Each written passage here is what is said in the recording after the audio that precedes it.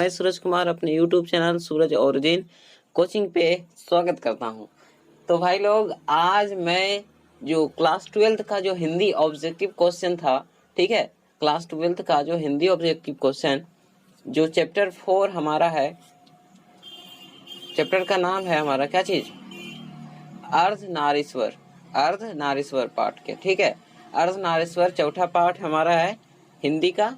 उसी का मैं ऑब्जेक्टिव क्वेश्चन लेके आया हूँ और ये क्वेश्चन बहुत ही इम्पोर्टेंट है और ये क्वेश्चन हमेशा एग्जाम में पूछा जाता है, ठीक है, ये क्वेश्चन हमेशा क्या किया जाता है, एग्जाम में पूछा जाता है। तो यह बहुत ही इम्पोर्टेंट क्वेश्चन है भाई, ठीक है। तो चलो इस वीडियो को स्टार्ट करते हैं पहले क्वेश्चन से। तो पहला क्वेश्चन हमें दे रखा है कि दिनकर जी को, ठीक है, पहला क्वेश्चन क्या दे रखा है भैया, पहला क्वेश्चन दे रखा है कि दिनकर जी को निम्न में से कौन सा पुरस्कार दिया गया था। दिनकर जी को निम्न में से कौन सा पुरस्कार दिया गया था। दिनकर जी को निम्न में से कौन सा पुरस्कार दिया गया था, ठीक है।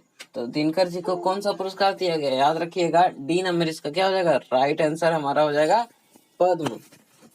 बी नंबर होगा पद्म भूषण, बी नंबर इसका राइट आंसर हो जाएगा पद्म भूषण, ठीक है। बी नंबर इसका क्या हो जाएगा, राइट आंसर पद्म भूषण, ठीक है। चलते हैं नेक्स्ट क्वेश्चन 2 नंबर की ओर।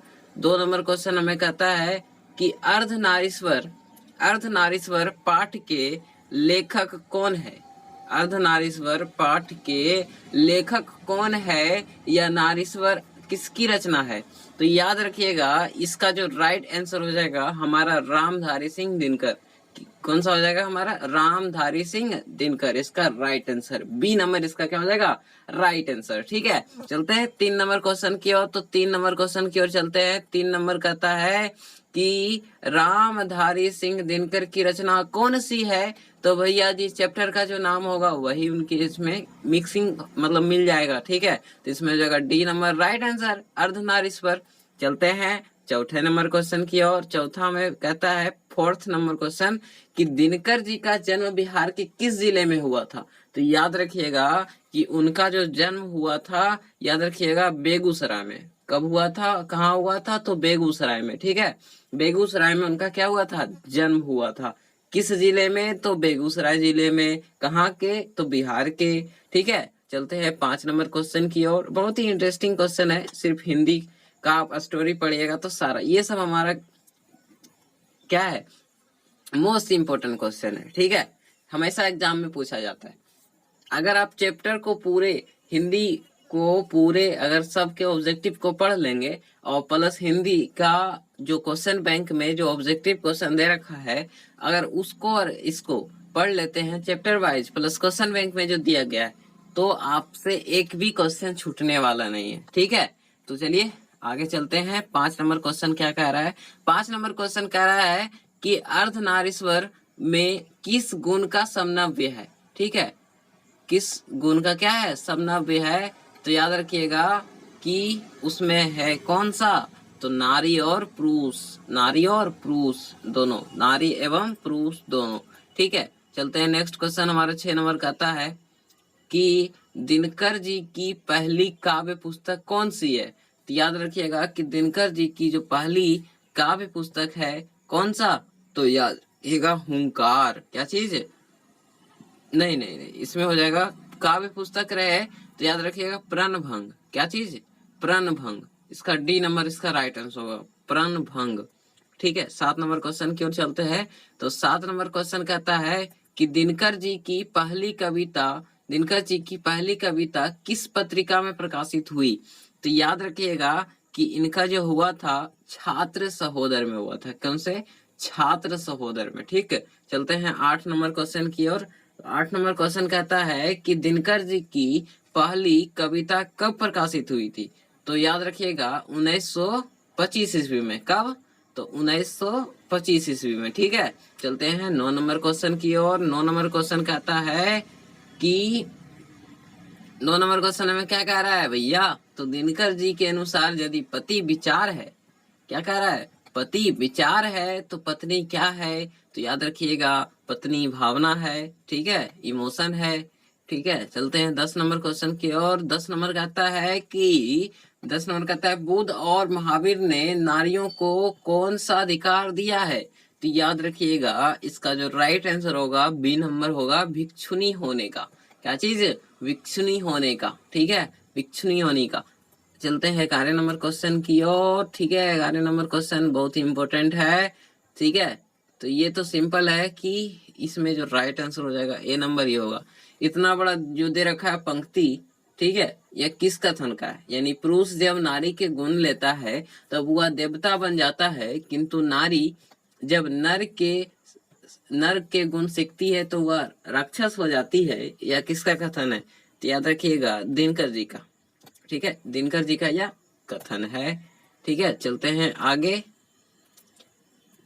इसमें नहीं, सॉरी, यहाँ पे क्या कर रहा है कि पुरुष जब नारी के गुण लेता है तब वह देवता बन जाता है, किंतु नारी जब नर के गुण सीखती है तब वह राक्षस हो जाती है। किसका कथन है? तो याद रखिएगा ये प्रेमचंद जी का है, प्रेमचंद जी का कथन है। ठीक है, सॉरी मैंने ध्यान नहीं दिया। 12 नंबर क्वेश्चन की ओर चलते हैं। तो 12 नंबर क्वेश्चन कहता है कि अर्धनारीश्वर का विधा किससे संबंध है? तो याद रखिएगा कि अर्धनारीश्वर का जो है ना किससे संबंध है? तो याद रखिएगा किससे, कि इसका हो जाएगा एकांकी। क्या हो जाएगा? एकांकी से संबंध है। ठीक है, चलते हैं नेक्स्ट क्वेश्चन। नेक्स्ट क्वेश्चन में कहता है 13 नंबर कि किसने अपने जीवन के अंतिम दिनों में नारीत्व का साधना की थी? किसने अपने ठीक है, किसने अपने जीवन के अंतिम दिनों में नारीत्व की साधना की थी? तो याद रखिएगा कौन? हमारा हो जाएगा गांधी जी ने। गांधी जी ने नारीत्व का साधना किया था। किसने अपने जीवन के अंतिम दिनों में नारीत्व की साधना की थी? तो गांधी जी। ठीक है, 14 नंबर क्वेश्चन की ओर चलते हैं। 14 नंबर क्वेश्चन हमें कह रहा है कि अर्धनारीश्वर शंकर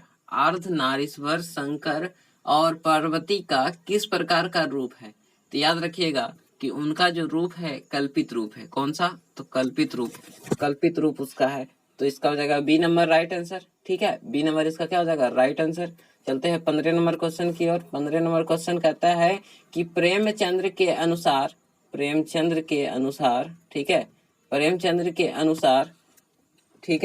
प्रेमचंद्र के अनुसार नारी जब पुरुष के गुण सीखती है तो वह क्या हो जाती है? तो अभी यह प्रेमचंद्र के अनुसार कहा गया है, इससे सिद्ध हो जाता है कि सही है, प्रेमचंद्र ही होगा।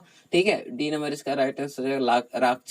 राक्षसी काल आ जाती है जब नारी जब पुरुष का जब गुण सीखती है तो। ठीक है, 16 नंबर की ओर चलते हैं। 16 नंबर कहता है कि निम्नलिखित में से कौन सी रचना दिनकर जी की नहीं है? तो याद रखिएगा कि दिनकर जी का इसमें कौन सा रचना नहीं है 16 नंबर? तो इसका हो जाएगा जूठन। सी नंबर इसका राइट आंसर होगा, जूठन। ठीक है, जूठन इसका राइट आंसर हो जाएगा। ठीक है, चलते हैं आगे। ठीक, 17 नंबर क्वेश्चन की ओर चलते हैं। 17 नंबर क्वेश्चन कहता है कि निम्नलिखित में से कौन सी रचना दिनकर जी की है? तो याद रखिएगा इनमें से जो 17 नंबर है ना, इनमें से कौन सी जो रचना है दिनकर जी की है? तो याद रखिएगा परशुराम की प्रतीक्षा इसका राइट आंसर हो जाएगा। 18 नंबर क्वेश्चन की चलते हैं। तो 18 नंबर क्वेश्चन जो है 2019 में पूछा गया है। ठीक है, सेक्शन ए में भी और सेक्शन सी में। ठीक है, क्लास 12। ठीक है, ध्यान दीजिएगा। 18 नंबर क्वेश्चन की ओर चलते हैं। दिनकर को किस कृति पर भारतीय ज्ञानपीठ पुरस्कार प्राप्त हुआ था? तो याद रखिएगा कि उर्वशी। ठीक है, Urvashi, B number right answer. इस पे उनको क्या मिला था? पुरस्कार मिला था, ज्ञानपीठ पुरस्कार। ठीक है, चलते हैं 19 नंबर क्वेश्चन की ओर। कहता है कि युद्ध और शांति की समस्या पर लिखी गई काव्य कृति है। तो इसमें हमारा राइट आंसर हो जाएगा कुरुक्षेत्र। युद्ध और शांति की समस्या पर लिखी गई काव्य कृति क्या हो जाएगा इसका राइट आंसर? कुरुक्षेत्र। ठीक है, कुरुक्षेत्र इसका राइट आंसर हो जाएगा। चलते हैं 20 नंबर क्वेश्चन की ओर। तो 20 नंबर क्वेश्चन कहता है कि अर्धनारीश्वर कल्पित रूप है। यह 2020 में क्वेश्चन पूछा गया है, बहुत ही इंपॉर्टेंट क्वेश्चन है। तो इसका जो राइट आंसर हो जाएगा हमारा क्या चीज हो जाएगा? तो शिव और पार्वती का जो है अर्धनारीश्वर में किसका रूप लिया है? कल्पित रूप। तो शिव और पार्वती का। चलते हैं 21 नंबर क्वेश्चन की ओर। 21 नंबर क्वेश्चन कहता है कि गांधारी थी। तो गांधारी कौन थी भैया जी? तो दुर्योधन की माँ थी। गांधारी कौन थी? गांधारी थी कौन? गंधारी थी तो दुर्योधन की माँ थी। ठीक है, याद रखिएगा। प्रेमचंद्र थे, प्रेमचंद्र कौन थे? तो याद रखिएगा प्रेमचंद्र क्या चीज थे? कथाकार थे। ठीक है, नरेटर थे। ठीक है, चलते हैं 23 नंबर क्वेश्चन की ओर। 23 नंबर क्वेश्चन कहता है कि दिनकर जी का जन्म कब हुआ था? ठीक है, दिनकर जी का जन्म कब हुआ था? तो याद रखिएगा 23 सितंबर 1908 को, 1908 को, 23 सितंबर 1908 को उनका क्या हुआ था? जन्म हुआ था। ठीक है, चलते हैं 24 नंबर क्वेश्चन की ओर। 24 नंबर क्वेश्चन कहता है कि दिनकर किस युग के कवि हैं? दिनकर किस युग के कवि हैं? तो याद रखिएगा कि दिनकर जो हैं सी, इसका राइट आंसर हो जाएगा छायावादोत्तर युग के। ठीक है, चलते हैं 25 नंबर क्वेश्चन की ओर। 25 नंबर क्वेश्चन कहता है कि संस्कृति के 4 अध्याय किसकी कृति है? संस्कृति के 4 अध्याय किसकी कृति है? तो याद रखिएगा कि संस्कृति के 4 अध्याय जो कृति है वो किसकी है? तो रामधारी सिंह दिनकर की है। रामधारी सिंह दिनकर की है। रामधारी सिंह दिनकर की है। ठीक है, चलते हैं 26 नंबर क्वेश्चन को। 26 नंबर क्वेश्चन कहता है कि कौन सी कृति रामधारी सिंह दिनकर की लिखी हुई है? कौन सी कृति रामधारी सिंह दिनकर की लिखी हुई है? तो याद रखिएगा कि इसमें जो राइट आंसर हो जाएगा हमारा शुद्ध कविता की खोज। क्या चीज हो जाएगा? शुद्ध कविता की खोज, इसका राइट आंसर।